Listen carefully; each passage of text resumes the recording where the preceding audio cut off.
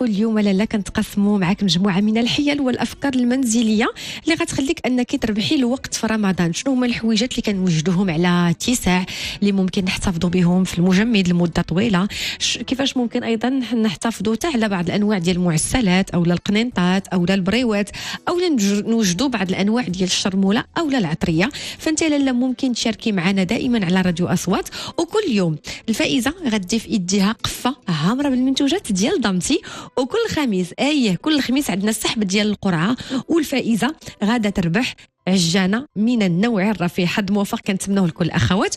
وهذا الصباح في مسابقه ضمتي الحداقه ديال رمضان من شعبان كتبان غادي نمشيو لزاكوره، ومعنا الاخت سكينه اللي غتقدم لنا واحد الطريقه كيفاش كتوجد يعني مطيشه مجففه ولا المطيشه بودغ. هذه حيله رائعه جدا. سكينه صباح النور، شخبارك ولاباس عليك؟ صباح النور اختي لمياء، لاباس عليك؟ كي دايره مع الصحيحه؟ ربي يخليك، عواشر مباركه علينا وعليك بالصحه والسلامه ان شاء الله. ان شاء الله يا ربي. الله يبارك فيك. اليوم الحيله اللي غادي تعطينا رائعه جدا، تبارك الله عليك سكينه. غتعطينا الطريقه كيفاش كتحضري مطيشه بودغ.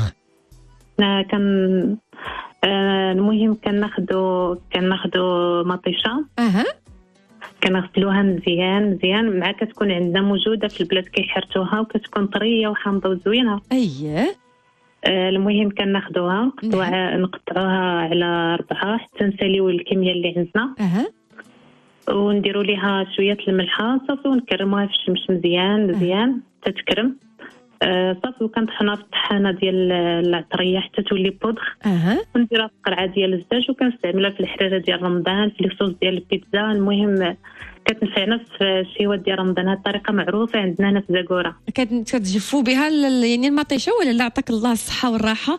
تبارك الله عليك سكينه. وكنقول لك اصوات وضمتي كيهديوك لاله قفه عامره بالمنتوجات ديال ضمتي بصحتك وراحتك.